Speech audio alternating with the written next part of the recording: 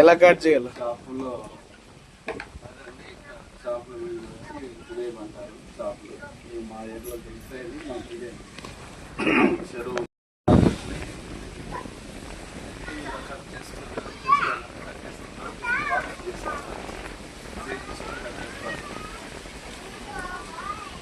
గలీజ్ ఉంటుంది లోపల అయితే సేదు ఉంటుందంటే సేదు పడుతుందంటే చేప అంతా క్లీన్ వచ్చి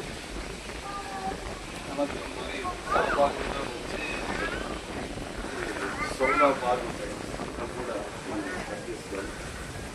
కొంతమంది అలాగే పెట్టడం వల్ల ఇది అంతా కూడా చేప అంతా గలీజ్ అవుతుంది. దాన్ని బట్టి అట్లా క్లీన్ చేసుకుంటే బాగా చారు కూడా బాగా టేస్ట్ వస్తుంది. అవి ఏమంటారు? చేపలు వచ్చి జిలేబులు అంటారు. జిలేబు అంటారు. కొన్ని రకాలు ఉంటాయి చేపలు, మా ఏరియాలో దొరుకుతాయి. జిలేబులు అంటారు. బాగా టేస్ట్గా ఉంటాయి, ముళ్ళు తక్కువ ఉంటాయి.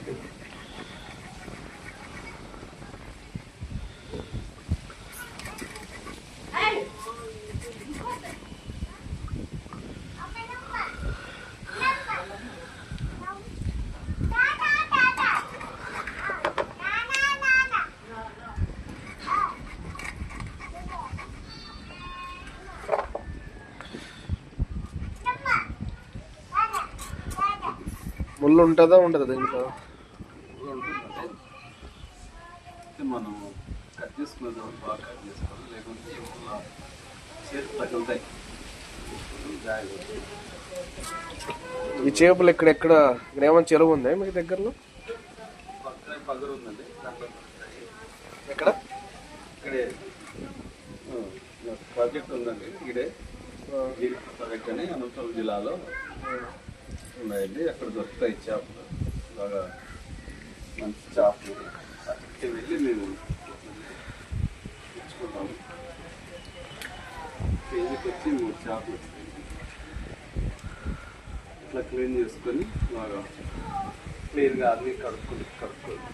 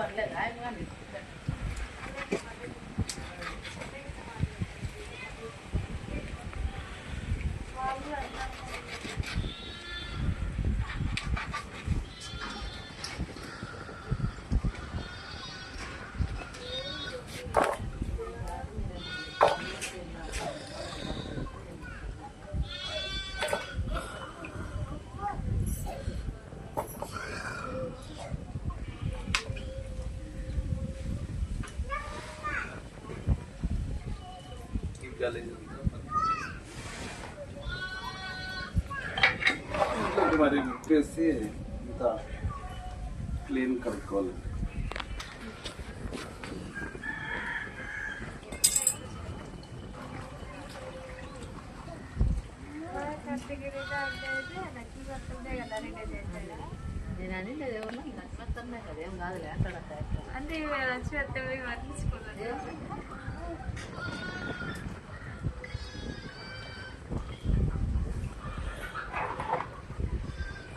ఈ బాగా వైట్గా ఏ కొరకు కూడా చేపలు నీరు పడుకొని 2-3 సార్లు బాగా కలుగుతాం.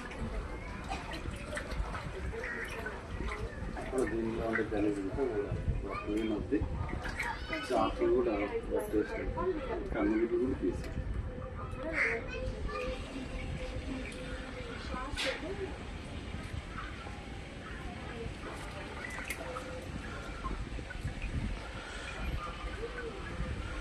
కన్నుగుట్లు కొంతమంది అట్లే చేస్తారు. ఉంటే బాగా లేకపోతే దాంట్లో ఉండే గలీజ్ అంతా కూడా చేపల్లా చార్లా తిరుగుతుంది. ఇదంతా బ్లాక్ అంతా కూడా తీసేసి బాగా కొడుకుంటే దాంట్లో ఉండే కొంచెం అంతా కూడా డస్ట్ అంతా పోయి చేపలంతా బాగా క్లీన్ చార బాగా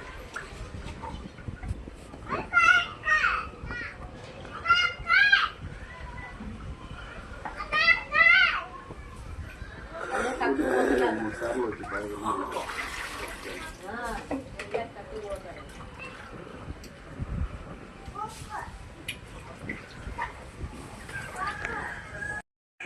ఆయన అబ్బునింటి చేరుతూనే ఉన్నాడు. చేస్తున్నానా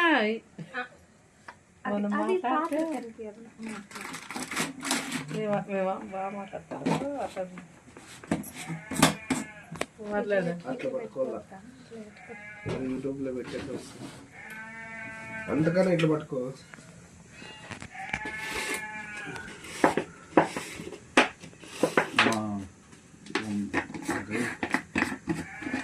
చేపలు సార్ ఆవిడ కడిగినప్పుడు చూపిస్తున్నాం కదండి, క్లీన్ చేసేటప్పుడు చూసారు కదా. తర్వాత ఇప్పుడు అది చారు ఎలా చేయాలో చూస్తున్నాము. అయితే ముందుగా ఎర్రగడ్డలు, అలాగే మళ్ళీ టమాటాలు కట్ చేసుకొని చిన్నగా వేసుకోవాలి. తర్వాత మళ్ళీ దాంట్లోకి చింతపండు రసం వేసి చింతపండు తర్వాత మనం నీళ్ళు పోసుకొని తర్వాత మరి దాంట్లోకి మరి మిరప్పొడి, ధనియాల పొడి, పసుపు ఇవన్నీ వేసుకొని ఆ చారు బాగా ఒక 20 నిమిషాల వరకు బాగా ఉడికించుకోవాలండి. ఉడికించుకున్న తర్వాత మనం ఇక్కడ చేపలు చూసారు కదండి, ఇక్కడ చేపలు, ఈ చేపలు ఇవి కొన్ని ఫ్రైకి తీసానండి, అలాగే కొన్ని మనం చారుకి ఏర్పాటు చేసుకున్నాం. దీంట్లో కూడా ఇవి నిశ్వాసం రాకుండా పైన మనం నిమ్మకాయ కానీ చింతపండు కానీ వేసుకోవాలి. వేసుకున్నప్పుడు 20 నిమిషాలు ఉడికిన తర్వాత దాంట్లోకి మనం వేసుకోవాలి. గుంటూరు వాళ్ళైతే కారం పొడి ఎక్కువ వేసుకుంటారండి, మనమైతే కొంచెం తక్కువ వేసుకుంటాం. మాది రాయలసీమ, అనంతపురం జిల్లా.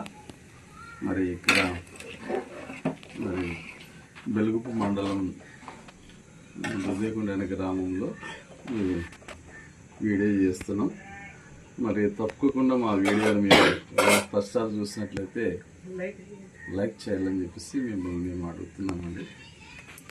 చేపల సారు మరి చాలా మస్తులు చాలా రకాలుగా చేస్తారండి. అయితే కొంతమంది కొన్ని ఏరియాల్లో కొన్ని రకాలు చేస్తారు, కానీ మేము ఇది చాలాసార్లు చేసాము. అయితే ఈసారి వీడియో చేయాలనుకున్నాం. అందుని బట్టి మీరు కూడా ఈ చేపలు చూసారండి, చేపలు ఆ చారు ఎట్లా ఉడుకుతుందో. మరి బాగా ఉడకడం వల్ల ఏమవుతుందంటే మనం ఈ చారు అనేది బాగా వస్తుందండి. మరి కొన్ని ఏరియాలో కొన్ని రకాలుగా చేస్తారు. ఇప్పుడు చేపలు దీంట్లోకి వేసేస్తున్నాం. అట్లా చేపలు వేసుకున్న తర్వాత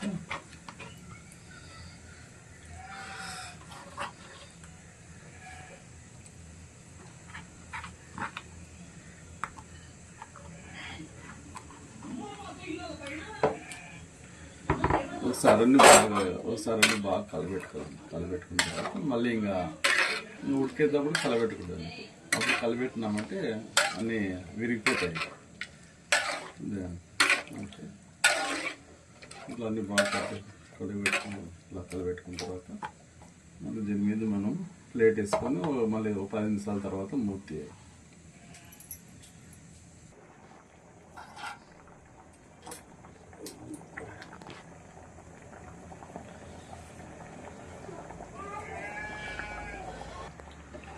అంతా కొంచెం కొంచెం షార్ట్గా తీసుకో.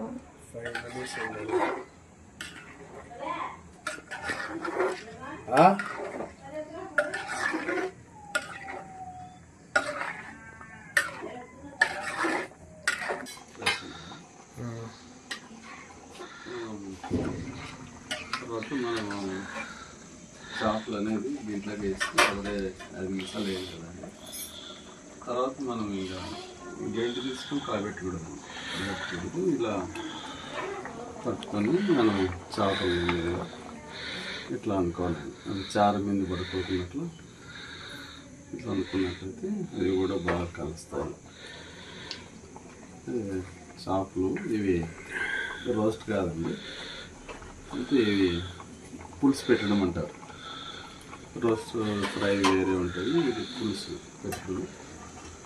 అయితే మేము రోస్ట్ కూడా కబాబ్ టైపు మరొక వీడియో పెడతాము, అది కూడా చూడండి. చేపలు దగ్గర పడ్డాయి. తర్వాత మరి మనం ఇది కేజీతో ఈరోజు మనం 1/2 కేజీ చేపల పులుసు పెట్టాము. 1/2 కేజీ మనం ఫ్రై కబాబ్ చేసాము. ఇలా చారు దగ్గర పడిందండి, దగ్గర పడింది. నూనె ఇట్లా పైకి వచ్చినప్పుడు చేప ఉడుకుంటుందని ఎలా దగ్గర పడిందో చూసారా. నూనె ఇట్లా పైకి వచ్చింది చూడండి, నూనె పైకి వచ్చింది కదా, పైకి వచ్చింది. అయితే చారు అయిపోయినట్లయితే నేను దీన్ని మనం కట్టేసుకున్నాను. మళ్ళీ ముందు ప్రాసెస్లో ముందుకు వెళ్దామండి.